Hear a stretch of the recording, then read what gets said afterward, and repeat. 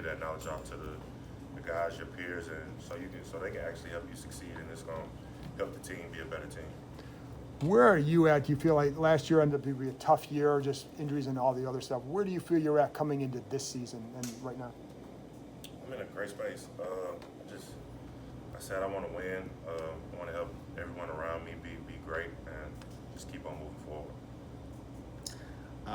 To the point of you getting just more confident, we hear you often out there talking some trash to some of the other guys. Is that part of the confidence that you continue to get at this level? I don't even know what you're talking about. we hear you out there talking to the other guys on the field. Like, is that the fact you're clearly one of the more vocal guys out there? Is that part of just you being just even more confident with yourself out there? I think football is a vocal game. I think everybody needs to be on the same page as far as communication, as pre-snap reads, and noticing the strength and things like that. So, yeah, everybody has to be vocal.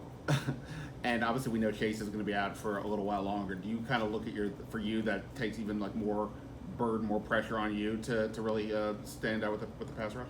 Not at all. Just things like football it's 11 people out there on one side of the ball. Everybody has to do their job for the train to keep on going. What do you tell Chase about keeping his head up? Obviously, that's tough to know you're not going to be able to participate here. Chase is a pretty strong-minded guy, strong mentally guy. I mean, he actually gives me probably more advice than I give him. So he's good. When you say he's good, like, is he engaged with you guys every day? Like, we don't get a chance to see him obviously, but what's he like inside the building these days? Yeah, he's with us every day. He's at every meeting, at every walkthrough. I mean, he's a leader for us. So that's it. That's his role for us, and he's gonna keep on doing that.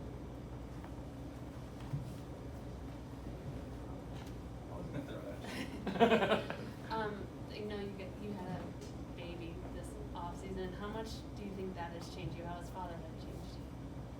Man, this baby Shiloh, it's changed me a lot, actually. I mean, it gives you a new perspective on life.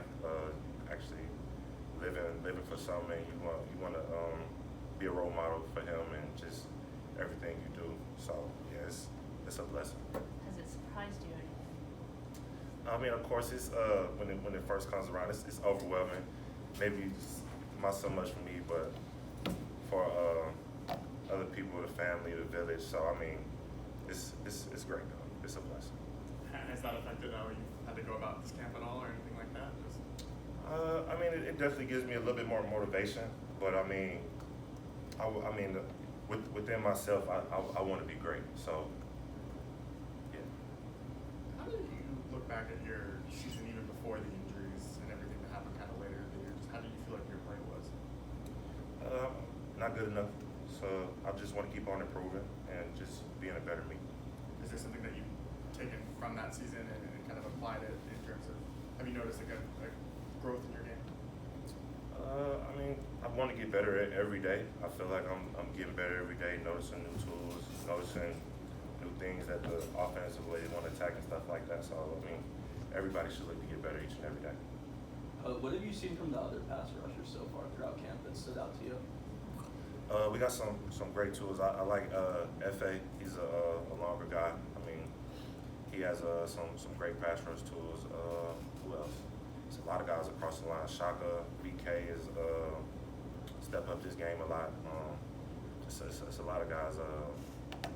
Boomy, we got a lot of guys that want to get better every day, and we moving in that direction. Two more with F.A. and David Body. You got two international guys, two guys with pretty good series. What's it like to have them be a part of the group? Man, it gives a different flavor to the D-line room. I mean, F.A.'s from London, but he's Nigerian, so he has that London accent, but he has that African, and Bada being Ghana, but from Germany. He gives a different perspective too. So I mean, it's great. I mean, you hear the different accents and the different way they go about life and the different way they apply those things to life. So it's great, and it makes me broaden my horizon. It's just like it's a lot of cultures and all that type of stuff out there. You've had to go up against some of those young tight ends, Hodges, you know, Cole Turner and all that when they're in the blocking role. How have they progressed as blockers, and how have you? I've seen you talk to them a little bit. What kind of wisdom or advice have you given to them or anything? Yeah, they get better every day, and I feel it. And I feel like it's my job to do that, to get them ready for when we do get really rolling. So I mean, I like to give those guys tips and stuff that actually veteran tight ends have used on me in blocking schemes and stuff like that. So I get that knowledge off because I know they're gonna be able to use it, but going moving forward. Thanks, Montez. Appreciate it.